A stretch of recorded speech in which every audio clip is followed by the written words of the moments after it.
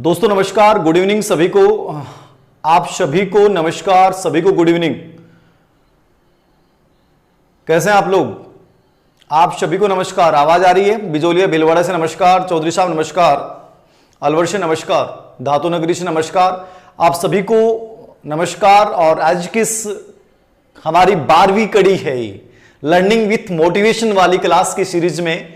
और इस क्लास में जिसका उद्देश्य है आपके जीवन में एक पॉजिटिविटी को फैलाना, क्योंकि लर्निंग तो आप ऑलरेडी कर ही रहे हो, तो लर्निंग को मोटिवेशन से जोड़ते हुए आपकी जिंदगी को बदलने की जो हमारी मुहिम है, ये मुहिम कितनी सफल होती है ये आप लोगों की मेहनत पे डिपेंड करेगा। कोशिश ये है कि कोई व्यक्ति भूखा नहीं सोए, हर आंखों से आंसू को पोंछना है और जिंदगी में इतनी सकारात्मकता में लानी है कि फिर से वक्त बदलेगा, फिर से मंजर बदलेगा, फिर से एक नया सूर्योदय होगा, फिर से हम लोग खिलखिलाएंगे, सब कुछ बेहतर होने वाला है। दोस्तों बस याद रखिएगा, किसी सकारात्मकता को बनाए रखिएगा, सब बेटर होने वाला है। तो बिना कोई समय गंवाए शुरुआत करते हैं आज की इस 12वीं कड़ी को, जिसका नाम है लर्निंग विथ मोटिवेशन, जिसकी उद्देश्य है आपके जीवन में हर एक उस उम्मीद को जिंदा रखना जो कहीं ना कहीं किसी न किसी रूप में आप लोगों ने देखी है। तो लर्निंग विथ मोटिवेशन वाली क्लास में आज का पहला प्रश्न आप लोगों के सामने। दोस्तों याद रखिएगा, सबसे पहले मैं आपको बता दूं कि बहुत खुशी है कि बहुत सारे विद्यार्थी मेरी इस मुहिम में आगे आ रहे हैं। आज अलवर से हमारे एक विद्यार्थी हैं वासुदेव, और वासुदेव एक जन जागृति एक मुहिम भी चलाते हैं। और वो मेरे से इतने मोटिवेट हुए कि उन्होंने एक जन जागृति के नाम से एक मुहिम चलाई, और उसी मुहिम के तहत हमारे उम्मीद एनजीओ के साथ मिलकर आज लगभग 40 परिवारों को, जो गाड़ियां लुहार परिवार थे, उनकी आमदनी का स्रोत खत्म हो चुका था, और वासुदेव और उम्मीद एनजीओ जो हमारा है, इन दोनों ने मिलके, और हमारे एक साथी हैं विनोद जी, उन सब के सहयोग से आज 3 से 4 जगह हम लोगों ने व्यवस्था की है। लगभग 60 से 70 परिवारों के लिए एक खाद्यान्न की एक व्यवस्था की। विशेष रूप से अलवर में जो वासुदेव ने जो बड़ी एक मुहिम चला के और हमारे एक सहयोग से जो 40 परिवारों को खाद्यान्न उपलब्ध करवाया, मैं तहे दिल से शुक्रिया अदा करता हूं ऐसे प्रत्येक विद्यार्थी का जो हमें ऐसे परिवारों के बारे में बता रहा है और ईमानदारी से हमारे इस प्रयास में योगदान दे रहा है। 2 से 3 परिवारों को आज हमने नगद भी सहायता की। बस कोशिश ये कीजिए कि वास्तव में जो ईमानदार व्यक्ति है उसी तक, जरूरतमंद तक सहायता पहुंचे, ये नहीं हो कि कुछ गलत लोग इसका फायदा उठाएं। तो ये मुहिम चलती रहेगी। एक बार फिर से उन सभी व्यक्तियों का, सभी स्टूडेंट्स का जिनका प्रेम और सहयोग इस हमारी मुहिम में कि कोई व्यक्ति भूखा नहीं सोए में वो योगदान दे रहे हैं, उन लोगों के बारे में बताकर आप सभी का बहुत बहुत आभार। शुरुआत करते हैं आज की इस श्रृंखला का। पहला प्रश्न आप लोगों के सामने है, और ये बहुत सारे बच्चों ने मेरे को प्रश्न भेजा था और इसके ऊपर बड़ा एक विवाद था। उस विवाद का मैं समाधान कर दूंगा इस प्रश्न के माध्यम से। एक अच्छा बिंदु भी है और आपको थोड़ा सा इसके बारे में बताऊं भी। देखिए प्रश्न आपके समक्ष है, प्रश्न आपके समक्ष है। देखिए जीन पियाजे, जीन पियाजे आते ही आपके दिमाग में, आपके जहन में बहुत कुछ आ जाना चाहिए कि जीन पियाजे एक मोस्ट इंपोर्टेंट व्यक्ति है। रिट, सीटेट, डीएसएसबी, किसी भी स्टेट लेवल, किसी भी अदर स्टेट एग्जाम की आप तैयारी करें, मतलब पियाजे का मतलब है वास्तव में इंपॉर्टेंट। 2 प्रश्न यहां से आते ही आते हैं, याद रखना, ठीक है। तो जीन पियाजे के अनुसार नैतिक विकास, इन्होंने मॉरल डेवलपमेंट जो दिया था वो 1932 में दिया था। कब दिया था? 1932 में दिया था, और इनकी किताब का नाम था मॉरल जजमेंट ऑफ चाइल्ड। तो 1932 में सबसे पहले इन्होंने नैतिक विकास सिद्धांत दिया और साक्षात्कार विधि का इन्होंने प्रयोग किया था। और उसी सिद्धांत में इन्होंने 2 अवस्थाएं बताई, एक तो प्रायिकता और एक बताई थी स्वायत्ता, ठीक है। प्रायिकता का मतलब होता है हेट्रोनोमी। प्रायिकता का मतलब क्या होता है? हेट्रोनोमी।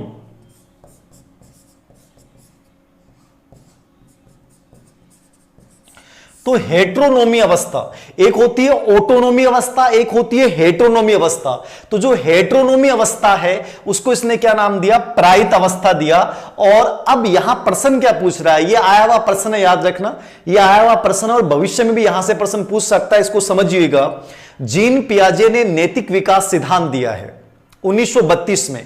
पहला नैतिक विकास सिद्धांत दुनिया में, याद रखना, साइकोलॉजी में पहला नैतिक विकास सिद्धांत देने का जो श्रेय जाता है वो किसको जाता है? वो जीन पियाजे को जाता है, याद रखिएगा।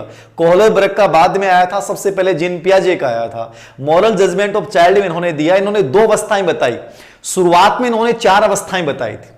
क्या बताई थी इन्होंने? 4 अवस्थाएं बताई थी। अनोमी चरण, ठीक है, फिर हेट्रोनोमी, प्राधिकार अवस्था, ठीक है, फिर पारस्परिक आदान प्रदान अवस्था और लास्ट में स्वायत्त अवस्था। शुरुआत में 4 अवस्थाएं बताई थी और उन पे भी प्रश्न पूछा गया स्कूल लेक्चर में, और बाद में उसने संशोधन के बाद उन अवस्थाओं को 2 मुख्य पार्ट में डिवाइड किया। वो गौण पार्ट थे, 2 मुख्य पार्ट हैं, वो है प्रायित अवस्था और स्वायत्त अवस्था। तो प्रायित को बोलते हैं हेट्रोनोमी स्टेज। क्या बोलते हैं? हेट्रोनोमी स्टेज।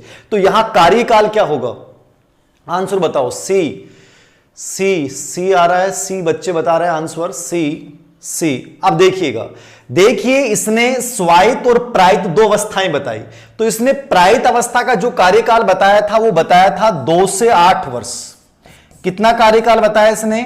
2 से 8 वर्ष तो इसने बताया है प्रायित हेट्रोनोमी का, और स्वायत्त नैतिकता का इसने बताया था 8 से 11 वर्ष। क्या बताया? 8 से 11 वर्ष, मतलब आगे चलती रहेगी। तो प्रायित नैतिकता अवस्था हेट्रोनोमी स्टेज जो 2 से 8 वर्ष है, और स्वायत्त नैतिकता जो है वो 8 से 11 वर्ष होती है। तो यहां जो एग्जाम में आंसर माना गया वो ये माना गया 5 से 8 वर्ष, क्योंकि 0 से इन्होंने नहीं माना है। लेकिन दोनों दृष्टिकोण से देखा जाए तो एक प्रकार से उत्तर सही नहीं है, लेकिन चूंकि ऑप्शन के अकॉर्डिंग ज्यादा बेस्ट आंसर सी है, क्योंकि प्रायित नैतिकता 2 से 8 वर्ष होती है। और प्रायित नैतिकता का मतलब क्या होता है? प्रायित नैतिकता का मतलब होता है बच्चा दूसरों पे डिपेंडेबल रहता है। प्राय अपन बोलते हैं ना, प्रायो है, तो प्रायो को मतलब क्यों? वो दूसरा पर डिपेंडेबल, मतलब कि माता पिता और समाज के नैतिक नियमों पे निर्भर है। वो निरपेक्ष होता है, वो खुद तो जानता नहीं है, तो इसलिए इसको नैतिक दबाव या नैतिक वास्तविकता की अवस्था भी बोलते हैं। किसको? प्रायित नैतिकता को, क्योंकि वहां खुद का विवेक का इस्तेमाल नहीं करता, वो मम्मी पापा और समाज के मानदंडों के अनुसार नैतिकता का पालन करता है। और जो स्वायत्त नैतिकता होती है 8 से 11 वर्ष, ऑटोनोमी अवस्था, वहां वो खुद के विवेक का इस्तेमाल करता है। वहां समाज के अकॉर्डिंग नहीं चलेगा, मम्मी पापा के अकॉर्डिंग नहीं चलेगा। सही क्या है, गलत क्या है, मैं करूंगा। जो गलत है उसका विरोध करूंगा, सही है उसका समर्थन करूंगा, चाहे मेरे मम्मी पापा उसको माने या ना माने। तो स्वायत्त नैतिकता अवस्था 8 वर्ष से, और प्रायित नैतिकता होती है 2 से 8 वर्ष। तो यहां आंसर जो हो जाएगा दोस्तों, क्या हो जाएगा? C option. राजस्थान के पंजाब से नमस्कार, गुरुदेव धर्मनगरी से नमस्कार, वेरी गुड, बहुत बढ़िया। जयपुर से नमस्कार, सभी को नमस्कार, बहुत बहुत नमस्कार, आपका अभिनंदन है, स्वागत है इस क्लास में। ये आपकी अपनी क्लास, ये लर्निंग विथ मोटिवेशन वाली क्लास, ये मुहिम कि कोई व्यक्ति भूखा नहीं सोए चलती रहेगी। आपकी जिंदगी में उजियारा फैलने का जो उद्देश्य लिया है वो जरूर सफल होगा, याद रखना। तो सर तबीयत खराब है पर आपकी कक्षा में ऊर्जा मिलती है, वेरी गुड। तबीयत खराब है लेकिन ऊर्जा मिल जाना बहुत बड़ी बात होती है, एक बूस्टिंग का काम करता है। जैसे वैक्सीन क्या है? वैक्सीन एक बूस्टिंग का काम करती है। वैक्सीन से आप ये मानो कि वैक्सीन से मैं कोरोना पीड़ित नहीं होऊंगा, ये गलत बात है। कोरोना हो सकता है, लेकिन वैक्सीन जैसे इम्यूनिटी बूस्ट है, वैसे ही मोटिवेशन एक बूस्ट है कि आपकी तबीयत खराब होगी और आपको लग रहा है यार हो जाएगा, कर लूंगा, तो ये बहुत पॉजिटिविटी है। आधे सही तो आप इसी से हो जाते हो कि आप ये सोच लेते हो अरे क्या है यार, बुखार ही तो है, सरदर्दी तो हो रहा है, सही हो जाऊंगा, और आप आधे बीमार तब हो जाते हो अरे यार मरेंगे। मतलब ये नेगेटिविटी आपको मार देती। तो मोटिवेशन एक बूस्ट का काम करता है, इसलिए मस्त रहा करो, याद रखना, एकदम मस्त रह के देखा करो। अगला प्रश्न है, अधिगम्य पठार निम्नलिखित में से कौन सा जिम्मेदार है? यह प्रश्न भेजा था स्टूडेंट ने। अधिगम्य पठार इनमें से निम्नलिखित में से कौन सा जिम्मेदार तत्व है अधिगम के पठार के लिए? देखिए लर्निंग प्लेटियस क्या बोलते हैं? लर्निंग प्लेटियस का मतलब होता है ये स्थिति, ये लर्निंग प्लेटियस है। जब सीखने की गति एकदम से स्थिर हो जाती है, क्या हो जाती है? स्थिर हो जाती है, ना तो नीचे आ रही है और ना ऊपर जा रही है। मतलब आप में से कई बच्चे कहते हैं गुरुजी पढ़ाई को नहीं हो रही, बढ़ ही को नहीं पा रहे हैं आगे, तो आप आगे बढ़ नहीं पा रहे हो, आगे चल ही नहीं पा रहे हो, लर्निंग प्लेटियस है। और बहुत से बच्चों के जीवन में आ रखा है गुरुजी मन ही नहीं करता, पढ़ाई आगे वही को नहीं, उदासी सी आ रही है गुरुजी, के बतावा दान। ऐसे बहुत सारे बच्चों के आपके मैसेज आते हैं। ये लर्निंग प्लेटियस है, ना गिर रहे हो ना आगे बढ़ रहे हो, एकदम समतल स्थिति आ जाती है, लर्निंग प्लेटियस होता है। तो लर्निंग प्लेटियस का रीजन क्या होगा बताओ? B B B C B C B C B C B C, very good. देखो आप समझना इसको, चैलेंज, चुनौती अधिगम्य पठार का कारण नहीं है। जिंदगी में जितने चैलेंज आएंगे उतना बेटर करोगे। चैलेंज का आना लाइफ में बहुत अच्छा है, याद रखिएगा। चैलेंज आना अच्छी बात है, मैं हमेशा इस चीज को बोलता हूं, जितने चैलेंज आपके सामने जिंदगी में आएंगे उतना बेटर है। चुनौतियां कभी अधिगम पठार पैदा नहीं कर सकती, वो तो जिंदगी में बहुत कुछ सिखा के जाएंगे, इसलिए डरा करो मत, ठीक है। बेटर है, चुनौतियां आ रही हैं। अभिप्रेरणा तो अधिगम पठार को दूर करती है, तो मोटिवेशन से तो अधिगम पठार आ ही नहीं सकता। जो मोटिवेट बंदा है, जो चेहरे पे एक मुस्कान रख के पढ़ाई कर रहा है, जो आनंद लेके पढ़ाई कर रहा है, वो तो कभी लर्निंग प्लेटिस आ ही नहीं सकता उसके लाइफ में। थकान, निश्चित रूप से थकान अधिगम पठार पैदा करती है कि गुरुजी थक चुके हैं, इंतजार करते करते गुरुजी ताऊते भी गया, ताऊती भी गई, पता नहीं सब सरकारें गई, कोरोना ये सर थक चुके हैं, अब सर तैयारी नहीं होती। बहुत से बच्चों की पीड़ाएं। एक ट्वीट देखा था मैंने कि गहलोत सरकार के ऊपर था, एक बच्चे ने लिखा कि गहलोत सरकार तुम लोग परीक्षा समय पे नहीं करवा सकते, आज मैंने अपनी गर्लफ्रेंड को खोया है, 19 तारीख को उस लड़की की शादी है, क्योंकि उसके पिता ने मेरे से कहा था कि तेरी शादी तभी करूंगा जब जॉब लगूंगा। मैं 2 साल से तैयारी कर रहा था, लेकिन रिट तुम लोगों ने करवाई नहीं, और आज वो किसी और की हो चुकी है। और आज मैं देख रहा हूं विवश होके तुम्हारी कार्य प्रणालियों की वजह से, क्योंकि तुम लोग रिट का एग्जाम का आयोजन नहीं कर पाए। तो एक बच्चे का ट्वीट था, मैंने देखा, वो पीड़ा थी उस बच्चे की कि उसके हाथ में नहीं था कुछ, क्योंकि एग्जाम हुई नहीं हुई, लेकिन लड़की जो उनकी गर्लफ्रेंड थी वो किसी और की हो गई। तो ये बड़ा दर्द देता है साहब, ये दर्द देता है, और ये दर्द जो है बाद में कहीं ना कहीं प्रतिशोध के रूप में उभरता है। तो प्लीज उन बच्चों से मेरा निवेदन है कि कोई बात नहीं है, वो किसी और के हो गए, आपको भी कुछ बेहतर मिलेगा, आप निराश ना हो, आप जॉब के लिए जरूर प्रयास करें, सब बेटर होने वाला, याद रखना, ठीक है ना। वेरी गुड, सब बेटर होगा। सर धातु नगरी से नमस्कार। पढ़ने की इच्छा बहुत होती है, इच्छा होती है। देखो एक चीज होती है होती है, और एक सर करूंगा। होती है, होती तो सभी की है, होती सभी की है, और एक किसी को बना लो। होना और जबरदस्ती किसी को बना लेना बहुत फर्क होता है। होती है लेकिन सर आगे फिर नहीं होती है, सर करूंगा, ये विल पावर, ये विल पावर वाला शब्द याद रखना, ये फर्क होता है। तो यहां आंसर क्या होगा? थकान।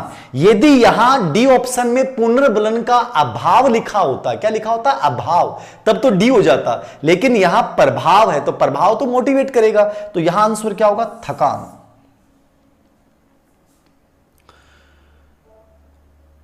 अगला प्रश्न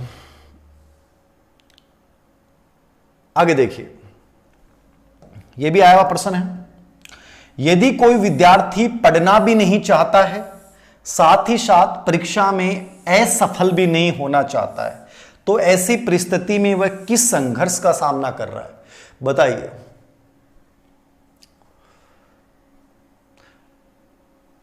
क्या करें? प्रणाम, नमस्कार, सूर्य नगरी से नमस्कार। आपकी कक्षा से ऊर्जा मिलती है सर, टारगेट रिट शादी करवाओ। अरे शादी में क्या रखो है? सी राजवीर जी सी बता रहे हैं, नागौर से नमस्कार, बाड़मेर से नमस्कार, झुंझुनू से नमस्कार। सर राम राम नागौर से। जो होता है वो अच्छे के लिए होता है, बहुत बढ़िया बात, बहुत बढ़िया बात है। मैं आपकी इस बात का समर्थन करता हूं, जो हो रहा है वो अच्छा होगा, जो होगा वो भी अच्छा होगा। जो चला गया उसके बारे में सोचना मत, मैं नया क्या ले सकता हूं उसके बारे में सोचना है, ठीक है ना। तो जिंदगी में याद रखना, कभी ये फीलिंग्स मत बनाइए कि ये हो नहीं सकता कि वो किसी और का हो जाए, और ये मैं होने नहीं दूंगा कि तुम किसी और के हो जाओ। तो ये धड़कन मूवी में अच्छा लगता है देव का, और देव बेचारा अकेला रह जाता है, ठीक है, देव बेचारा अकेला रह जाता है और अंजलि राम की हो जाती है। तो जिंदगी में याद रखना, ये जो देव वाली कहानियां हैं ये बहुत सारे लोगों के साथ घटती हैं, क्योंकि देव ने भी चैलेंज लिया था और देव एक पैसे वाला बन के आता है। मेरी फेवरेट मूवी है धड़कन, याद रखना। तो मैंने उसका ये उदाहरण इसलिए शेयर किया कि देव बन के भी आ गया, लेकिन तब तक मामला गड़बड़ हो चुका था। तो याद रखो, जिंदगी में जो और नए रिश्ते आते हैं उनका स्वागत कीजिए। अंजलि नहीं तो कोई और बहुत अच्छी लड़कियां मिलती हैं, और माँ बाप जो करेंगे वो अच्छा करेंगे। देखो, माँ बाप की इच्छा के आगे बढ़िया कुछ भी नहीं है। मुझे नहीं लगता है कोई माँ बाप आपका गलत सोच सकता है। तो कोशिश करें कि जो बीत गया उस पर चर्चा नहीं करें, बेटर जिंदगी में खुशी कैसे आएगी, हम कैसे भी खुशी ले सकते हैं, कैसे भी जिंदगी को एंजॉय कर सकते हैं, वर्तमान को बेटर कैसे बनाया जाए, तो माँ बाप को प्राथमिकता में रखो, सिंपल सी बात है। बाकी चीजें चलती रहेंगी, याद रखना। हाँ बताइए फटाफट, कौन सा संघर्ष हो रहा है? वेरी गुड, सी। देखिए, उपागम उपागम पढ़ना भी नहीं चाहता और असफल भी नहीं होना चाहता। हमारे बहुत से स्टूडेंट्स की ये दलील है, गुरुजी पढ़नो भी कौन चाहूं और ऐ भी कौन चाहूं कि मैं असफल हो जाऊं, लोग नहीं कहेंगे, ठीक है ना। मैं गाड़ी, मतलब एक प्रकार से नेगेटिव नेगेटिव हो रहा है। क्या हो रहा है? ये नेगेटिव। मैं विद्यार्थी पढ़ना भी नहीं चाहता और साथ ही साथ असफल भी नहीं होना चाहता। तो ये क्या हो रहा है? ये एक तो क्या है, पॉजिटिव, पढ़ना भी नहीं चाहता, असफल भी नहीं होना चाहता, ठीक है। तो एक तो क्या हो गया, पॉजिटिव हो गया कि मैं, नेगेटिव हो गया कि मैं पढ़ना नहीं चाहता, मैं पढ़ना नहीं चाहता, ठीक है। और दूसरा क्या आ रहा है? दूसरा क्या रहा है? मैं असफल भी नहीं होना चाहता। तो मैं असफल नहीं होना चाहता, ये तो एक प्रकार से क्या है, पॉजिटिव। तो तीसरा क्या हो जाएगा इसमें? उपागम परिहार संघर्ष। क्या हो जाएगा? सी हो जाएगा। मैं खेलना भी नहीं चाहता और मैं पढ़ना भी नहीं चाहता, तब तो दोनों क्या हो जाते? नेगेटिव। खेलना भी नहीं चाहता, पढ़ना भी नहीं होना चाहता। लेकिन यहां वो एक बात नेगेटिव बोल रहा है, लेकिन एक कह रहा है कि मैं असफल भी नहीं होना चाहता। तो असफल भी नहीं होना चाहता, यार ये ऐसे कैसे लैंग्वेज कैसे कर रहा है? तो ये तो पहला तो हो गया नेगेटिव, पढ़ना भी नहीं चाहता, ठीक है, तो परिहार होगा। फिर दूसरा होगा असफल भी नहीं होना चाहता, लेकिन वो पढ़ नहीं रहा है, तो असफल होना ही होना है। तो ये दोनों स्थितियां क्या है? ये दोनों ही पॉजिटिव नहीं है। मैं भी कंफ्यूज हो रहा हूं, दोनों ही पॉजिटिव नहीं है। उपागम परिहार तब होता जब ये परिहार उपागम होता, ठीक है। लेकिन यहां तो दोनों स्थितियां क्या हैं? दोनों ही नेगेटिव हैं। मैं पढ़ना भी नहीं चाहता, मैं परीक्षा में असफल भी नहीं होना चाहता। चलो ये पॉजिटिव है, असफल नहीं होना चाहता, लेकिन यहां ऑप्शन के अकॉर्डिंग क्या हो रहा है? ऑप्शन तो तब सही होता जब इनमें से पहले वाला क्या होता? परिहार होता, उपागम। एक पॉजिटिव एक नेगेटिव। तो ये नहीं चाहता, ठीक है, असफल हो गया। फिर असफल नहीं होना चाहता, ये पॉजिटिविटी है इसमें।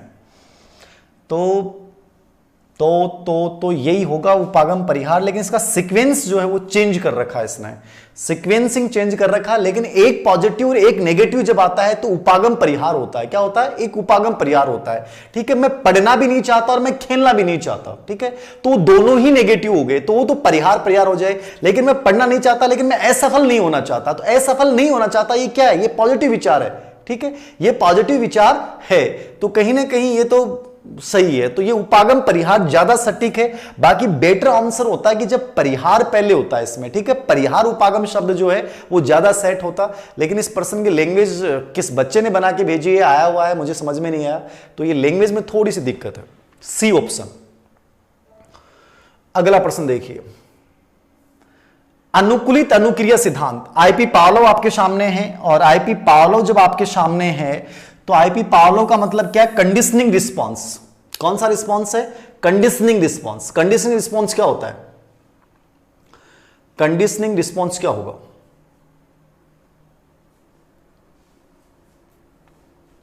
कंडीशनिंग, हाँ, वो परिहार उपागम ज्यादा सही ऑप्शन होता उसका। परिहार उपागम ज्यादा सही ऑप्शन होता। मतलब वो पर्सन की, मेरे को लग रहा है कि वो पर्सन या तो सही बनाया नहीं गया, किसी बच्चे ने डुप्लीकेट बना के भेजा है, तो पर्सन मेरे अकॉर्डिंग सही नहीं है। वो पर्सन का आंसर सीक्वेंस सही नहीं है। हाँ बताइए, 6 बार पढ़ लिए, वेरी गुड, बहुत बढ़िया, बहुत बढ़िया बात है। 6 बार जितना पढ़ा जाए उतना पढ़िए, कॉन्फिडेंस क्रिएट होगा इससे। अनुकूलित अनुक्रिया, आईपी पावलोव यानी कंडीशनिंग रिस्पांस थ्योरी। और कंडीशनिंग रिस्पांस थ्योरी किस बात है? बी आंसर आ रहा है आप लोगों का, बी आंसर आप लोग दे रहे हैं निश्चित रूप से, एकदम से ये एकदम सही आंसर है। बी बी बी बी सही है। बी ऑप्शन सही हो जाएगा। बिहेवियर, व्यवहार, व्यवहार के अनुकूलन पे बल देता है कि एक व्यवहार जो एक परिस्थिति में आप कर रहे हो, वही व्यवहार उसके समान दूसरी परिस्थिति के प्रति भी करना शुरू कर दोगे, तो व्यवहार के एडेप्टेशन पे बल देता है आईपी पावलोव। और व्यवहारवादी जितने भी सिद्धांत है वो सब वो व्यवहार के अनुकूलन पे बल देंगे। तो व्यवहारवादी में हमेशा याद रखना उत्तर क्या होगा? व्यवहार ही होगा। तो बी ऑप्शन। अगला प्रश्न, कौन सा संवेग का तत्व नहीं है? कौन सा संवेग का तत्व नहीं? इंपॉर्टेंट प्रश्न है, सीटेट में कई बार आया हुआ है। संवेग इमोशंस का तत्व नहीं, बताइए। संवेग का तत्व नहीं है।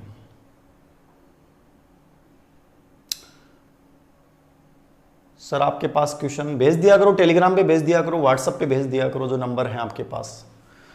बाकी आ जाएंगे आपके सबके क्वेश्चन आ जाएंगे, टेंशन मत लेना, सब प्रश्न आ जाएंगे। हाँ जी बताइए। डी ऑप्शन, डी आ रहा है, डी डी डी डी। देखिए कौन सा संवेग का तत्व नहीं है? संज्ञानात्मक होता है, यानी संवेग और संज्ञान एक दूसरे को प्रभावित करते हैं। जब संवेग उत्पन्न होता है तो आपकी चिंतन, प्रत्यक्षीकरण, समस्या समाधान, ये शक्तियां क्या होती हैं? यदि नेगेटिव संवेग आ गया तो कमजोर हो जाएंगे और पॉजिटिव संवेग आ गया तो अच्छी हो जाएंगी। व्यवहारात्मक, व्यवहारात्मक कैसे प्रभावित करता है? आपका जब क्रोध संवेग आया तो आप आक्रमणकारी, एग्रेसिव बन जाएंगे, तोड़फोड़ करना शुरू कर देंगे, चिड़चिड़े स्वभाव के बन जाएंगे, तो आपका व्यवहार भी बदलता है। संवेदी, संवेदी एक मानसिक क्रिया, याद रखना। संवेदी एक प्रकार से आपकी ज्ञानेंद्रियां हैं, तो संवेदी इसका पक्ष नहीं होती, संवेदी तो संज्ञानात्मक का ही पक्ष है। दैहिक, निश्चित रूप से दैहिक पक्ष होता है। तो दैहिक पक्ष का मतलब क्या होता है? आपके शरीर में जो परिवर्तन होते हैं, जैसे गुस्सा आया तो आप लाल पीला हो रहे हो, आपका चेहरा लाल पीला हो रहा है, ठीक है, आपका बीपी आपका एकदम से लो या ज्यादा हो रहा है। तो तीनों प्रकार के परिवर्तन होते हैं, संज्ञानात्मक भी होगा, व्यवहारात्मक भी होगा और दैहिक भी होगा। संज्ञानात्मक, व्यवहारात्मक और दैहिक तीनों प्रकार के परिवर्तन होंगे, लेकिन संवेदी का कोई परिवर्तन यहां नहीं होता, याद रखना। तो सी ऑप्शन, कौन सा ऑप्शन? सी ऑप्शन गलत है। यहां पे संज्ञानात्मक, व्यवहारात्मक और दैहिक तीनों ही संवेग के तत्व एलिमेंट्स होते हैं, याद रखना। तो यहां सी ऑप्शन गलत है। आगे, कौन सा सृजनात्मक प्रक्रिया से संबंधित नहीं है? यह प्रश्न बहुत इंपॉर्टेंट भी है, इसको समझना भी आप।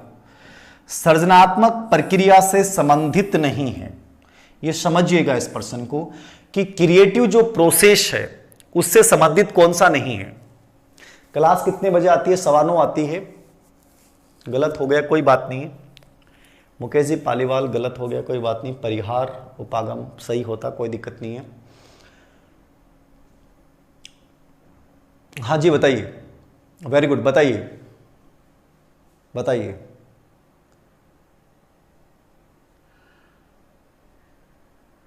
Very good, C option, C option, C option, B A. Very good, बहुत बढ़िया बच्चे हो यार आप तो। मुझे तो लगता है कि ताऊते के बाद और निखर गए हो आप, है ना? ऐसा लग रहा है कि ताऊते आने के बाद जो है वो आप में और निखार आ रहा है, बहुत पॉजिटिविटी आ रही है, ब्रिलियंट हो गए हो आप, परखर हो गए हो आप, सुपीरियर बनते जा रहे हो।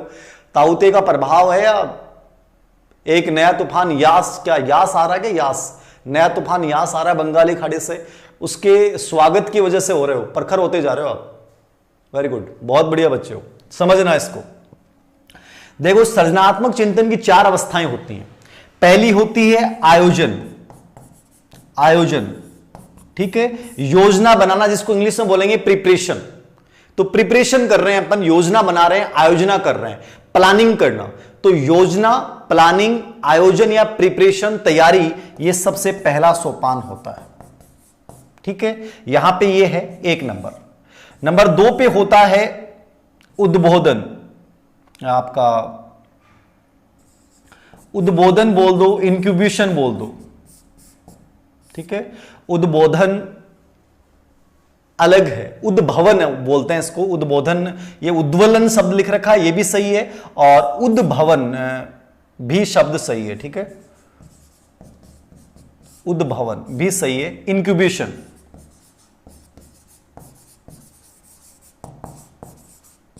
ठीक है। उद्भवन या उद्वलन, समझिएगा, उद्भवन या उद्वलन दूसरी स्टेज होती है कि जब आप कोई चीज के बारे में सोचते हो, आप कोई चीज के बारे में चिंतन कर रहे हो, लेकिन जब आप लास्ट में थक जाते हो, यार मैं परेशान हो गया, समस्या का समाधान ही नहीं हो रहा है, क्या करूं यार, हद होती है, कितने दिन से लगातार मैं सोच रहा हूं, कितने दिन से मैं लगातार लग रहा हूं, लेकिन मेरा ये निर्माण ही नहीं हो रहा है, इस वस्तु का कार्य ही नहीं हो रहा है, मैं परेशान हो चुका हूं और मैं परेशान हो गया।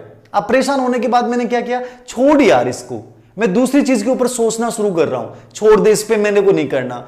अब दूसरी चीज पे जो आप सोच रहे हो उस चीज को आपने छोड़ दिया, लेकिन वो चीज आपके अचेतन माइंड में चलती रहेगी। कहां चलती रहेगी? वो अचेतन माइंड में चलती रहेगी। इसको अपन इंक्यूबेशन बोलते हैं, ठीक है, उद्भवन बोलते हैं। आपने उस चीज से अपने ध्यान हटाने की कोशिश की है, दूसरी चीज पे छोड़ना शुरू कर दिया, परेशान हो गए, ठीक है। ये उद्भवन दूसरी स्टेज है, लेकिन वहां भी वो अचेतन मन से चलता रहता है। तीसरी अवस्था होती है प्रबोधन, ये तीसरी होती है।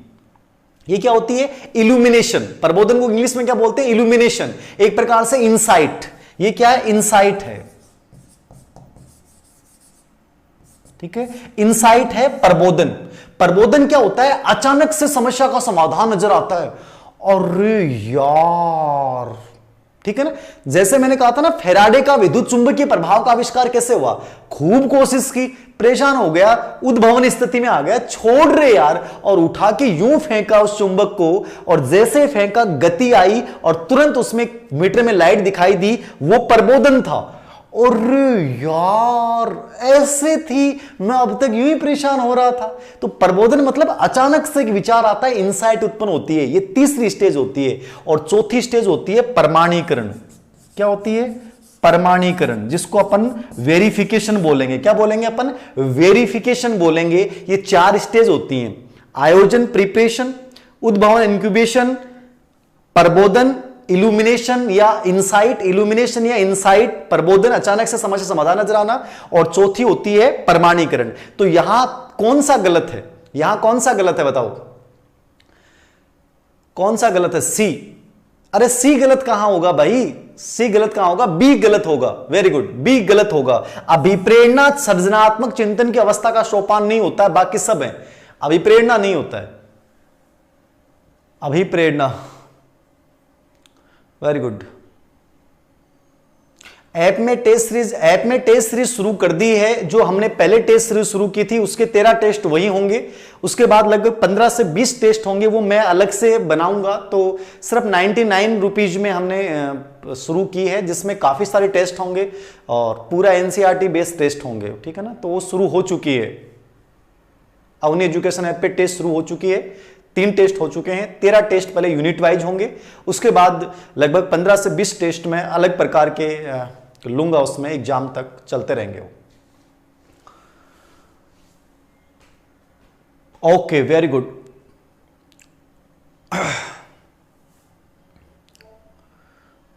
सात नंबर का प्रश्न, गेने के अनुसार आया हुआ प्रश्न है। रॉबर्ट गेने इंपॉर्टेंट आदमी है, याद रखना। रॉबर्ट गेने बहुत महत्वपूर्ण है। रॉबर्ट गेने बहुत महत्वपूर्ण है। रॉबर्ट गेने बहुत। छोटी काशी से नमस्कार। प्रेरणा नहीं होगी तो क्रिएटिविटी कैसे होगी? अरे प्रेरणा अलग चीज है यार, वो प्रेरणा तो शुरुआत करती है कोई चीज की। ये सृजनात्मक चिंतन की अवस्थाएं हैं। तो सृजनात्मक चिंतन की अवस्थाओं के 4 स्टेज अलग होती हैं। प्रेरणा, माना कि प्रेरणा जरूरी है, लेकिन ये नहीं है कि सृजनात्मक चिंतन में वो कोई कार्य कर रहा है तो प्रेरणा से शुरुआत होगी, लेकिन अभिप्रेरणा उसका सोपान नहीं होता है। इतो भी एक्स्ट्रा दिमाग मत लगाया करो, नहीं तो पागल हो जाओगा थे। सर भूखा नहीं सोए, मैं खुद शुरुआत कर रहा हूं। वेरी गुड, बहुत बढ़िया बात है, बहुत बढ़िया बात है। देखो जितनी हो सकती है उतनी कर सकते हैं, अपनी भी लिमिट है, ठीक है ना। अपनी भी लिमिट है, क्योंकि जो भी मैं कर रहा हूं वो पर्सनली कर रहा हूं, खुद ही कर रहा हूं, हम किसी से ले नहीं रहे हैं, याद रखना। कुछ बच्चों ने जरूर इसकी गुंजाइश की कि सर हम देना चाहते हैं, लेकिन अभी हमने कोई ऐसा बनाया नहीं है। अभी मेरे लेवल पे मैं कर रहा हूं, धीरे धीरे आगे बढ़ाएंगे। जब आप समर्थ बनेंगे तो जरूर आपसे लेंगे। बाकी अभी तो आप केवल पढ़ाई करें और जितना आपने पॉसिबल हो सकता है उतनी मदद करें बस। बाकी सब कर देंगे, टेंशन मत लो आप, सब बेटर होगा। अपन जितना कर सकते हैं उतना करने की कोशिश करनी चाहिए, जितना अपना सामर्थ्य है उतना कर देना चाहिए, ठीक है। बाकी तो इन चीजों की कोई लिमिट नहीं है, ठीक है। Very good, B B B. समझिएगा, रॉबर्ट गेने बहुत महत्वपूर्ण व्यक्ति हैं।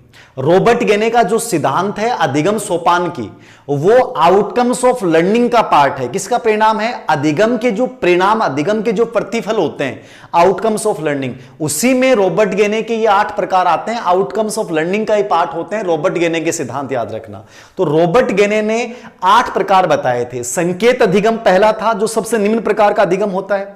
फिर उद्दीपक अनुक्रिया अधिगम था, फिर श्रृंखला अधिगम था, फिर शाब्दिक साहचर्य था, फिर बहुविभेदन अधिगम था, फिर संप्रत्यय अधिगम था, फिर सिद्धांत अधिगम था, और लास्ट में समस्या समाधान अधिगम था।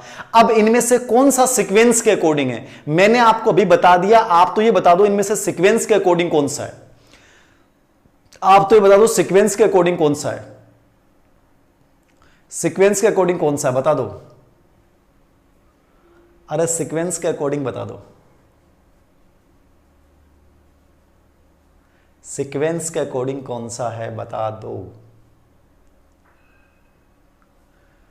वेरी गुड, नमस्कार नमस्कार। बी आ रहा है, बी आंसर ज्यादा आ रहा है। देखो सिंपल सा है, एकदम सही बता रहे हो आप। सबसे 5 नंबर पे कौन आएगा? बहुविभेदन। समस्या समाधान तो 8वां प्रकार है, ठीक है।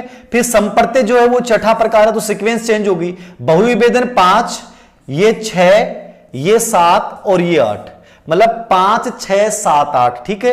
यहां सिद्धांत अधिगम सीधा 7 नंबर आ गया, फिर ये 5 नंबर आ गया, तो ये सब उल्टा हो रहा है। ये 6 नंबर आ गया, फिर ये 7 नंबर आ गए, फिर 5 नंबर आ गया। तो इन सीक्वेंसिंग के अकॉर्डिंग जो है वो बी आंसर यहां पे सही है। जो सीक्वेंसिंग 5 से लेके 8 तक लगातार है, तो इसमें बी आंसर सही है।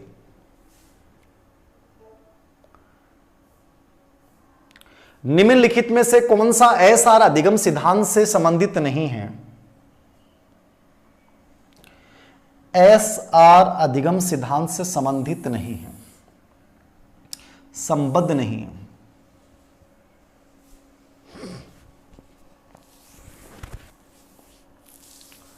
एसआर अधिगम सिद्धांत से संबंधित नहीं है, बता दो।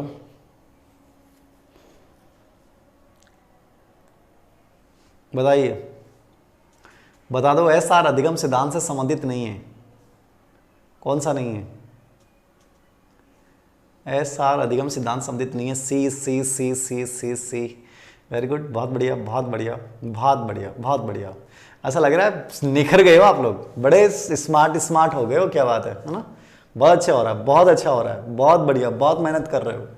गॉड ब्लेस यू, सभी को बहुत बहुत आशीर्वाद भाई। देखिए पावलोव एसआर है, थॉर्नडाइक एसआर है, स्किनर आरएस में भी आता है, लेकिन एसआर का मतलब है व्यवहारवादी सभी आ जाते हैं। तो स्किनर भी आएगा, हल भी आएगा, पावलोव भी आएगा, याद रखना। स्किनर के सिद्धांत को अपन आरएस सिद्धांत बोलते हैं, वो एक अलग मुद्दा है, लेकिन एसआर का ये समर्थक है। उद्दीपक अनुक्रिया में पुण्यबलन का समर्थक है, तो उद्दीपक अनुक्रिया की जो भी बात करते हैं वो सब एसआर में आते हैं, याद रखना। तो स्किनर भी है। तो बहुत से बच्चे कंफ्यूज हो जाते हैं, गुरुजी स्किनर कैसे होगा? स्किनर आरएस है, लेकिन एसआर का भी समर्थक है। जेरोम ब्रूनर संज्ञानवादी है, जेरोम ब्रूनर ने ऐसी कोई चर्चा नहीं की है, तो जेरोम ब्रूनर इसमें से संबंधित नहीं है, बाकी सब एसआर है। तो जेरोम ब्रूनर यहां पर गलत है।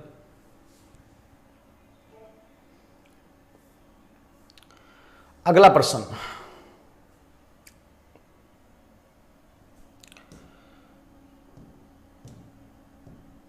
कौन सी विधि उपागम में समान प्रयोजनों का मापन उसके विकास की विभिन्न अवस्थाओं पर किया जाता है?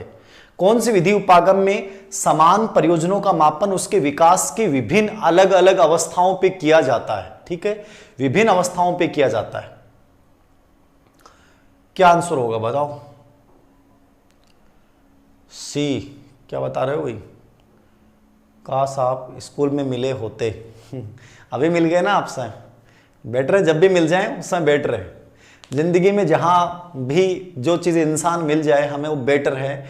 हमें उस खुदा को, उस ईश्वर को धन्यवाद देना चाहिए, भगवान श्री कृष्ण को धन्यवाद देना चाहिए कि हमें जो हो रहा है वो बेटर हो रहा है। और हमेशा मानो, जैसे मैं अपने आप को बहुत खुशनसीब समझता हूँ कि तुम लोग मेरी लाइफ में हो, मैं तुम लोगों से रूबरू हो रहा हूं, ये मेरी खुशनसीबी है।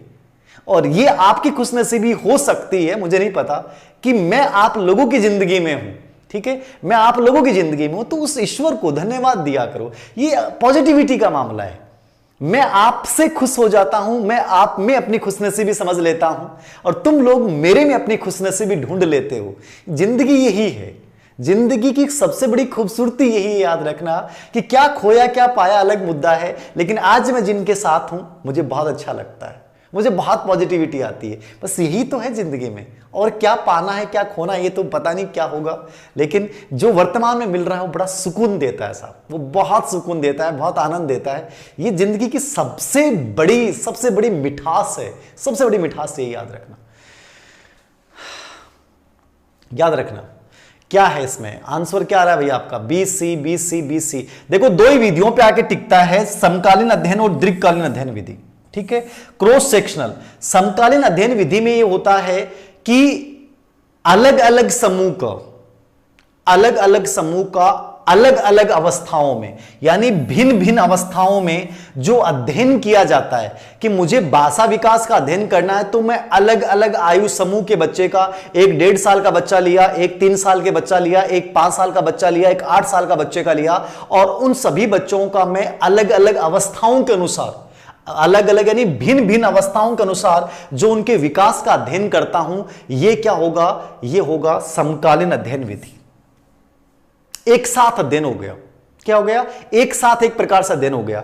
और जो दीर्घकालीन अध्ययन विधि होती है, इसमें क्या होता है? लंबे समय तक अध्ययन होता है। ठीक है, इसमें एक ही बच्चा लिया मैंने, अलग अलग बच्चे नहीं लिए, मैंने एक ही बच्चे का लंबे समय तक अध्ययन किया कि वो शेष अवस्था में गया, फिर वो बाल्य अवस्था में गया, मतलब एक ही बच्चे का चल रहा है। और इसमें अलग अलग आयु के बच्चों का अलग अलग अवस्थाओं के अकॉर्डिंग जो अध्ययन करते हैं, तो इसमें जो भाषा है अलग अलग अवस्था, उसके आधार पर सही आंसर ये होना चाहिए समकालीन अध्ययन विधि। मुझे नहीं पता इस क्वेश्चन का आंसर क्या माना गया था, मैंने अपने अकॉर्डिंग बताया है कि भिन्न भिन्न अवस्थाओं के अकॉर्डिंग जो होगा वो क्या होगा? समकालीन अध्ययन विधि होता है। तो ये आसान सी विधि होती है। और दीर्घकालीन विधि में अपन क्या करते हैं? एक ही आयु वर्ग के बच्चे का अपन लंबे समय तक लगातार अध्ययन चलता रहता है, तो इसमें बहुत ज्यादा समय लगता है, बहुत ज्यादा इसमें पैसा खर्च होता है, और इसमें अपन जल्दी बच्चे के अध्ययन का, विकास का अध्ययन कर लेते हैं समकालीन अध्ययन विधि, क्रॉस सेक्शनल मेथड। ठीक है, तो ये ज्यादा सही बेटर है यहां पे। अगला आंसर है 10 नंबर का। कौन सा कथन, ये आपके रीट में आया हुआ है, शायद रीट में आया हुआ है। अब देखो रीट की कहानी बड़ी अजीब है, तो इसमें पहले आंसर कुछ और माने जाते हैं और बाद में आंसर कुछ और मान जाते हैं। सर प्लीज क्यूरीज के लिए कांटेक्ट अरे कर दिया करो यार, बाकी सब क्यूरीज आपके शांत हो जाएंगे। आपका आशीर्वाद निश्चित रूप से मेरा आशीर्वाद रहेगा, चिंता ना करें आप, हमेशा आशीर्वाद रहेगा। बाबूजी की जो लाडली हैं, जो भी हैं। बी ही माना था, अच्छा चलो ठीक है, बी माना था, फिर सही माना है। राजसमंद से कोटि कोटि नमन, बहुत बढ़िया। ब्रूनर नहीं है, ब्रूनर क्यों नहीं है? ब्रूनर ही होगा, ब्रूनर एस आर में आता ही नहीं है ना। एस आर में बाकी व्यवहारवादी सब आएंगे, ब्रूनर तो संज्ञानवादी है ना, क्यों नहीं होगा? मुझे आपसे परमात्मा ने मिलाया है। देखो मुझे भी आप लोगों ने परमात्मा से मिलाया है, तो हम सब की खुशनसीबी है कि हम आपस में मिल रहे हैं। देखो जिंदगी बहुत खूबसूरत है, कितनी पॉजिटिविटी है कि हर 10 सेकंड में 3 से 4 डेथ हो रही हैं पूरे विश्व में, लेकिन हम खुशनसीब हैं कि हम सांसें ले रहे हैं और हम लाइव क्लास देख रहे हैं, हम क्वेश्चन सॉल्व कर रहे हैं। ये जिंदगी की खूबसूरती है, ये बहुत पॉजिटिविटी। ईश्वर को धन्यवाद दो कि हम जिंदा हैं, इससे बड़ी क्या होगा? इसलिए पॉजिटिव रहे हमेशा। हम जितना पल जी रहे हैं उसको बड़े आनंद के साथ जी जाएंगे, ये बहुत बड़ी बात है। आगे देखिए, आदर्श संदर्भित प्रशिक्षण यानी स्टैंडर्ड जो परीक्षण है, मानकीकृत जो परीक्षण है, एक प्रकार से उपलब्धि परीक्षण की अपन बात करते हैं। तो उपलब्धि परीक्षण 2 प्रकार का होता है, एक शिक्षक निमित्त परीक्षण होता है और एक मानक संदर्भित परीक्षण होता है। तो वो ही है कि जैसे आपका रीट का पेपर है, चाहे आपका आरपीएससी यूपीएससी का पेपर है, इनको अपन एक प्रकार से क्या बोलेंगे, अपने बोर्ड क्लास का पेपर है, वो आदर्श संदर्भित परीक्षण कहलाएगा। क्या कहलाएगा? आदर्श संदर्भित परीक्षण कहलाएगा। ठीक है, तो इसके लिए कौन सा सत्य नहीं है, ये एक मानकीकृत परीक्षण होता है, मतलब स्टैंडर्ड टेस्ट होता है। मानकीकृत का मतलब होता है एक निर्धारित मानक पे कि भाई ब्लूप्रिंट के अकॉर्डिंग बनाया जाएगा, इस लेवल के इतने प्रश्न होंगे, मध्यम लेवल के इतने होंगे, इजी लेवल के इतने होंगे, और ये चीजें होंगी। तो एक वो मानदंड होते हैं, उसके अनुसार बनाया जाता है। तो ये एकदम सही है। छात्र के स्कोर की तुलना इसके साथ की जाती है कि अन्य ने कैसा प्रदर्शन किया है।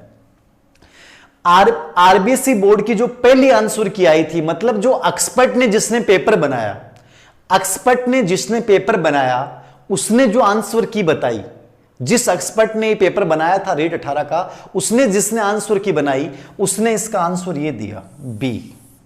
क्या दिया, बी दिया, ठीक है। लेकिन बच्चों ने पहुंच गए साहब आपत्ति लगाने के लिए, तो बच्चों ने अलग अलग जगह से डाटा दिया, आपत्तियां लगाई, और जो एक्सपर्ट इसका आंसर बी मान रहा था, देखो साइकोलॉजी है कोई सब्जेक्ट हो, साइकोलॉजी में हर टीचर को अपना एटीट्यूड लागू है, भाई मैं मेरे अकॉर्डिंग सोचूं, थे थारा अकॉर्डिंग सोचो, बे गुरुजी बी का अकॉर्डिंग सोचें। इसलिए साइकोलॉजी का जो उत्तर है मार्क माना डिफरेंस इसलिए पाया जाए कि जिस बंदे ने पेपर बनाया उस बंदे ने खुद ने इसका आंसर पहले बी माना और लास्ट में जाके उसका आंसर क्या मान लिया गया, डी मान लिया गया। अब ये देखो फाइनल आंसर की जब लास्ट में आती है डी मान लिया गया, तो ये बुरी स्थिति है कि खुद को समझ में नहीं आता कि पेपर बनाने वाले ने इसका आंसर पहले क्या माना है और बाद में वो खुद ही चेंज हो जाता है कि नहीं नहीं ठीक है चलो ये मान लिया जाता है। तो ये एक बड़ा विरोधाभास की स्थिति है मनोविज्ञान में साहब, ये ठीक है, बड़ा विरोधाभास है, याद रखना, ठीक है ना। तो इसको याद रखिएगा, इसका आंसर फाइनल डी माना है। अब आप ये कह सकते हो कि सर ये क्यों, देखो कि तुलना का मतलब यहां ये लिया जा सकता है कि जो आपकी रैंक जारी की जाती है, आपकी जो मेरिट नंबर जारी किया जाता है, तो मेरिट नंबर में क्या कर रहे हैं, आपकी तुलनाएं तो की जा रही है कि दूसरे बच्चों ने कैसा प्रदर्शन किया और आपने कैसा किया। तो मेरिट नंबर जारी करना एक प्रकार से क्या होगा, दूसरों से कंपेयर करना हो गया, ठीक है। छात्र के प्रदर्शन की स्थापित मानदंडों से तुलना की जाती है। अब देखो स्थापित मानदंड कौन से हो गए, स्थापित मानदंड तो जब यहां हमने कह दिया कि मानकीकृत परीक्षण है तो उनसे हमें तुलना कहां करनी है। जब रिजल्ट आ गया तो उसके बाद तुलना का कोई मतलब ही नहीं बचता है, तुलना का कोई मतलब ही नहीं बचता है। यहां रैंक जो जारी कर रहे हैं, मेरिट जारी कर रहे हैं, उसके अकॉर्डिंग इसको इनके ऊपर दलील दी गई और लास्ट में आंसर ये माना गया है परीक्षण राष्ट्रीय मानदंडों पर आधारित है, सही है।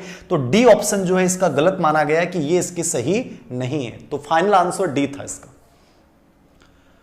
सर आप ग्रेट हो रहे, काई ग्रेट व्रेट तो खैर पता नहीं क्या है, खुद ही समझ में नहीं आता कि क्या है, जो है बस बेटर कर रहे हैं ना, बेटर कर रहे हैं, फिर क्या करें सर, आपको डी आंसर करना ना, डी। अब ये फाइनल माना गया तो डी करना, आपको डी फाइनल माना गया तो डी ही करना है। लव यू सर जी, शिव जी कह रहे हैं आपको भी बहुत सारा प्यार। उम्मीद एनजीओ से विपरीत होकर आज मैंने एक गरीब परिवार की मदद की, बहुत बढ़िया, बहुत सारे लोग बच्चे मदद कर रहे हैं, मुझे बहुत सुकून मिलता है, बहुत सुकून मिलता है। मेरी मुहिम को आप लोग इतना भावनात्मक समर्थन देते हो, जबकि मैं हमेशा कहता हूं कि हम सबका प्रयास है, कोई जीत जाएगा कोई हार जाएगा पता नहीं है, लेकिन हमें मानवता को जरूर जिताना है। किसी जिंदगी में थोड़ा सा भी रोशनी फैला दें, सुकून मिलता है, नींद बहुत अच्छी आती है, याद रखिएगा इस चीज को, बेटर करना है। 11 नंबर का प्रश्न देखिए, डी ऑप्शन हो जाएगा इसमें ना, बच्चे के समाजीकरण में परिवार कौन सी भूमिका निभाता है। तो इसमें बच्चों ने कहा कि सर ये विवादित लगा हमें कि इसका आंसर जो है वो कम महत्वपूर्ण माना गया है। तो कम महत्वपूर्ण तो गलत माना गया है, क्यों माना गया है, ठीक है, कि बच्चे के समाजीकरण में परिवार कौन सी भूमिका निभाता है। तो परिवार जो होता है वो प्राथमिक एजेंसी होता है, क्या होता है, प्राथमिक एजेंसी होता है। तो प्राथमिक एजेंसी इसका मतलब वो सबसे ज्यादा भूमिका निभाएगा, क्या बनाएगा, सबसे ज्यादा भूमिका निभाएगा। तो इस क्वेश्चन का जो आंसर होगा वो प्रमुख भूमिका में क्या होगा, मुख्य। प्राथमिक का मतलब क्या है, मुख्य। तो ये आंसर यदि कहीं माना गया है तो गलत माना गया है। आपके सामने कभी भी एग्जाम में प्रश्न आए, आपको प्राथमिक भूमिका निभाता है परिवार और द्वितीय भूमिका निभाता है विद्यालय। समाजीकरण में पहली एजेंसी परिवार है और दूसरी विद्यालय है। तो प्राथमिक भूमिका या मुख्य भूमिका जो होती है वो किसकी होती है, परिवार की। तो आपको बी करना है, क्या करना है, बी। 12 नंबर का प्रश्न, यदि बाह्य विप्रेरणा, ये प्रश्न भी आपके रीट 18 में आया था और इस भी बच्चों ने कहा कि सर समझ में नहीं आया, समझा दो, बस समझा रहा हूं। बाह्य विप्रेरणा एक अंत की युक्ति है तो आंतरिक अभिप्रेरणा क्या है, ठीक है। पहले तो आप अपना आंसर दे दो, बाह्य विप्रेरणा एक अंत की युक्ति है तो आंतरिक विप्रेरणा क्या है, B answer, B B B B, ठीक है। क्या कर रहे हो, फ्री, अरे फ्री दे रहे हो तो हूँ, फ्री यूट्यूब पे करवा रहे हो ना, और के जान लोग मेरे थे, फ्री करवा रहे हो ना, मस्त रिया करो थे, तो सब कुछ फ्री फ्री है, ज्यादा फ्री के चक्कर में मत रिया करो, टाइम ज्यादा खराब हो जाओ। बाकी बढ़िया है, मस्त है, सब पढ़ते रहो आप तो मस्ती से, सब अच्छा होगा। क्या होगा, सब अच्छा होगा। बी आंसर, वेरी गुड, समझिएगा इसको। बाह्य विप्रेरणा अंत की युक्ति है, तरीका है, ठीक है। तो आंतरिक अभिप्रेरणा क्या है, देखो इसका जिस बंदे ने इसको पेपर को बनाया था, इसने उसका आंसर, पहली आंसर की में उसने आंसर माना था एक शुरुआत। क्या माना था? एक शुरुआत इसका आंसर माना था। जिस बंदे ने पेपर बनाया उसने आंसर माना ए, लेकिन फाइनल आंसर की में इसका आंसर माना गया अपने आप में एक अंत। अब मेरे से पूछना चाहते हो कि होता क्या है, तो देखो, आंतरिक अभिप्रेरणा किसी कार्य की शुरुआत भी करती है। क्या करती है? किसी कार्य की शुरुआत भी करती है, क्योंकि इंटरनल मोटिवेशन हुआ। जैसे भूख लगी आपको, तो भूख लगी तो आप खड़े हुए, तो वो शुरुआत हुई कि नहीं हुई? भाई आप कर रहे हो तो आप खड़े हुए, ये स्टार्टिंग हुई, और आप तब तक नहीं रुकोगे जब तक उस भोजन को प्राप्त नहीं कर लोगे, तो अपने आप में अंत भी है। आंतरिक अभिप्रेरणा शुरुआत करने के बाद तब तक नहीं रुकती है जब तक उस कार्य को पूरा नहीं कर लेते हो। इसलिए अंत भी है लेकिन शुरुआत भी है। तो यदि मेरे से पूछा जाए तो ये दोनों ही उत्तर सही हैं, लेकिन इसका फाइनल आंसर ये माना गया था अपने आप में एक अंत। मतलब कि कोई भी कार्य यदि इंटरनल मोटिवेशन से शुरुआत हो गई, जैसे सफलता की इच्छा इंटरनल मोटिवेशन है, आत्मसम्मान इंटरनल मोटिवेशन है, तो ये शुरुआत होगी तो तब तक नहीं रुकती है जब तक आप लक्ष्य को प्राप्त नहीं कर लेते हो। बाह्य विप्रेरणा थोड़ी देर बाद में रुक सकती है, ठीक है। तो इसका आंसर बी माना था, लेकिन ए भी इसका सही है, लेकिन आंसर फाइनल माना था बी, याद रखना, ठीक है, अपने आप में एक अंत। बाकी मेरे से आप पूछो तो मेरा एकदम सटीक आंसर होगा सी, आंसर ज्यादा सही है, क्योंकि कार्य की शुरुआत भी आंतरिक विप्रेरणा करती है। शुरुआत तो करेगी, आप खड़े नहीं होगे, शुरुआत कैसे हुई, सीधा अंत कैसे हुआ, और अपने आप में अंत है ही। तो अब ये क्या लॉजिक लगाते हैं, मेरे तो खुद को समझ में नहीं आता। इसका बेस्ट आंसर सी होता, लेकिन इसका आंसर माना क्या गया है, इसका बी माना गया है, अपने आप में एक अंत। आगे देखिए, निम्नलिखित में से कौन सा एक अर्जित अभिप्रेरक का उदाहरण नहीं है? ये तो बहुत इजी प्रश्न है, बता दो। अर्जित अभिप्रेरक का उदाहरण नहीं है। अर्जित अभिप्रेरक एक वीडियो न्यू एजुकेशन पॉलिसी पे क्या, चलो ठीक है, देख लेंगे। सर आपका कोर्स बहुत अच्छा लगा, वेरी गुड, बहुत अच्छी बात है। मेरी मेहनत साकार हो रही है यदि मेरा कोर्स आपको अच्छा लगा तो, और मेहनत भी की है मैंने उस कोर्स पे। सर व्यक्तित्व मापन पे एक वीडियो निश्चित रूप से बना देंगे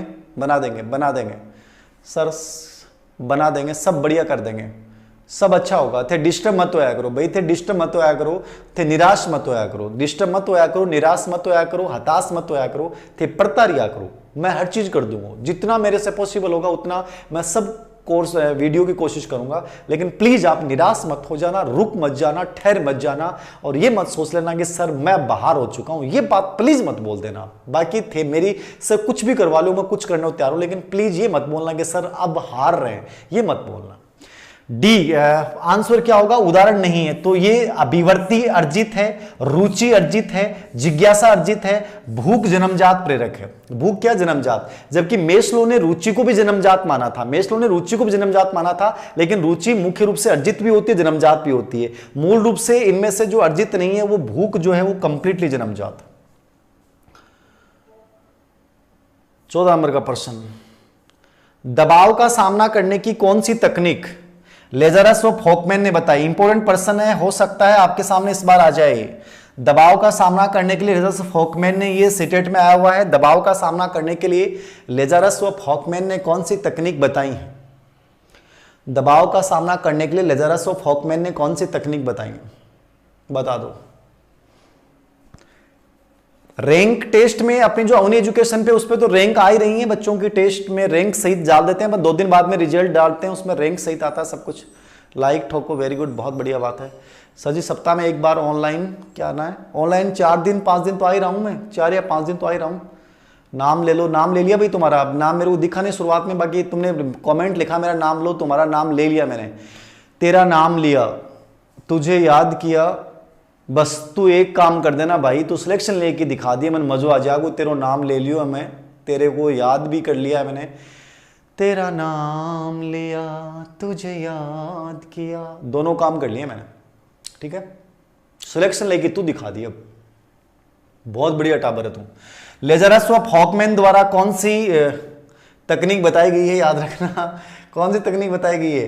तो लेजरस ऑफ हॉकमैन ने दो चीजें बताई थी। कौन कौन सी बताई थी?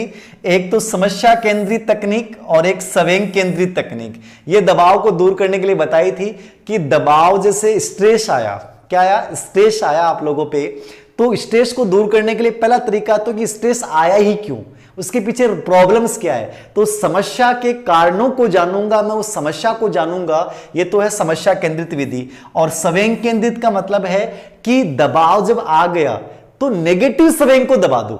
देखो दबाव तो आता है, तनाव तो हमारी जिंदगी में आता है, स्ट्रेस तो हमारी जिंदगी में आता है, तो दबाव और तनाव आ गया, कोई बात नहीं, आ गया तो। लेकिन यदि मान लो आपने डर के स्थान पे और एक आनंद को महसूस कर लिया, उत्साह को महसूस कर लिया, तो वो दबाव आपके लिए बढ़िया भी बन जाएगा। तो ये संवेग केंद्रित में कहता है कि दबाव में संवेग केंद्रित मतलब नेगेटिव संवेग, जो जिससे आप डर रहे हो कि गुरुजी मर जाएंगे, गुरुजी क्या होगा, उसके स्थान पे आप कह दो गुरुजी जी जाएंगे, एक गजब वाली जिंदगी जी के जाएंगे। ये पॉजिटिव संवेग यदि आप लेके आ गए तो दबाव बड़ा अच्छा काम कर जाएगा। तो इसने दोनों चीजें बताई, समस्या केंद्रित में समस्या के कारणों को जानेंगे और संवेग केंद्रित में पॉजिटिव संवेगों का विकास करेंगे, ठीक है ना। तो ये आप पे डिपेंड करता है। बहुत बढ़िया सर, आपकी वॉइस मस्त है। अरे मैं मस्त नहीं हूं क्या? अब मेरी वॉइस मस्त है, मैं मस्त नहीं हूं क्या? बता दो भाई। अरे मैं मस्त नहीं हूं क्या? आपकी मोटिवेशन से उम्मीद कायम की है। चलो बहुत बढ़िया है, मुझे भी आप लोगों से उम्मीद है और आप लोगों को मेरे से उम्मीद है। बहुत बढ़िया है, बहुत बढ़िया है। ठीक है, तो इसमें द आंसर हो गया, ठीक है, डी ऑप्शन। अगला प्रश्न, रोरसा स्याही धब्बा निम्नलिखित में से किस श्रेणी में रखा जाता है? आया हुआ प्रश्न है, देख लीजिएगा। रोरसा स्याही धब्बा परीक्षण किस श्रेणी में रखा जाता है? बता दो, रोरसा स्याही धब्बा परीक्षण किस श्रेणी में रखा जाता है? महान महान वीडियो, वेरी गुड। हम तो नहीं चाहते, राजस्थानी क्या बोल रहे हो? जिएंगे हम, निश्चित रूप से जिएंगे, एकदम जक्कास, वेरी गुड, जक्कास शब्द, हम जिएंगे, मस्त। सिकर्स हैं, वेरी गुड, बहुत मस्त हैं। आप मस्त हो कि मैं मस्त हूँ कि हम दोनों ही मस्त हैं? बहुत बढ़िया है। बी आंसर आ रहा है बच्चों का, बी आ रहा है, बी आ रहा है, बहुत बढ़िया। बी आंसर आ रहा है, बी आ रहा है, बहुत बढ़िया, बहुत बढ़िया। अरे बच्चों, आप लोगों ताऊते के बाद निखर गए हो रे, निखार आ तो जा रहे हो थारम तो रे, वास्तव में बहुत बढ़िया निखार आ तो जा रहे हो, बहुत खिल रहे हो आप लोग। बहुत पॉजिटिव रिस्पॉन्स रहा आज आप लोगों का, बहुत पॉजिटिव रहा है। गॉड ब्लेस यू, सैल्यूट, दिल से सैल्यूट, बहुत बहुत बढ़िया। बहुत पॉजिटिविटी और बहुत पॉजिटिविटी के साथ आप आंसर देते हो। और मैं ये मानूंगा कि आप में से बहुत रेयर चांस में कोई बच्चा नेगेटिव कमेंट करता है। इतनी पॉजिटिविटी रहनी चाहिए जिंदगी में, कमेंट्स में इतनी पॉजिटिविटी है। कोई बच्चे का नेगेटिव एक दूसरे के प्रति, एक कोई लड़कियों के प्रति ऐसा कोई कमेंट नहीं आता। ये मुझे बहुत अच्छा लगा। और प्लीज इस मेरे चैनल पे तो ऐसा कोई कमेंट करना भी मत, क्योंकि हमारा उद्देश्य जिंदगी बदलना है। कोई अशिष्ट व्यवहार हमारे चैनल पे नहीं होना चाहिए, ये उम्मीद रखूंगा मैं आप लोगों से। बी आंसर प्रक्षेपी तकनीक है, एकदम सही है। रोरसा स्याही धब्बा परीक्षण, IBT इंक ब्लॉट टेस्ट, जो हरमन रोरसा ने 1921 में बनाया था, जिसमें 10 कार्ड होते हैं, याद रखना। और ये कार्ड व्यवहारात्मक विश्लेषण विधि तो वस्तुनिष्ठ विधि होती है, जो ऑब्जर्वेशन मेथड है। प्रक्षेपी तकनीक ये हो गया। सौ प्रतिवेदन मापन, ये होती है MMPI। जो व्यक्तित्व आविष्कारिकाएं होती हैं वो होती हैं सौ प्रतिवेदन मापक में। तो व्यक्तित्व आविष्कारिकाएं इसमें आती हैं, जैसे MMPI मिनीसोटा बहुपक्षीय व्यक्तित्व अनुसूची इसमें आएगी। और स्थिति परक परीक्षण में होता है कि ये भी वस्तुनिष्ठ विधि होती है स्थिति परक, कि दो स्थितियों में रखकर बालक के व्यवहार का मापन किया जाता है, एक वास्तविक परिस्थिति और एक कृत्रिम परिस्थिति। ठीक है, तो यहां जो सही आंसर होगा वो क्या होगा? B answer. क्या होगा? बी आंसर सही होगा। तो ये आज के 15 प्रश्न थे। कल कोशिश फिर से रहेगी, सब कुछ सही रहा, कोशिश फिर से रहेगी। कल नाइट को अपन 9:15 बजे फिर से मिलेंगे कुछ नए 15 प्रश्नों के साथ। कोशिश कीजिएगा कि मेरी जो मुहिम है वो आगे बढ़ती रहे, कोई व्यक्ति भूखा नहीं सोए। ठीक। ठीक है। हर व्यक्ति की आंखों से आंसुओं को पोंछना है, जिंदगी में पॉजिटिविटी के साथ आगे बढ़ना है और कभी नकारात्मकता नहीं लाना, कभी नकारात्मकता मत लाना, कभी हारने की कोशिश मत करना।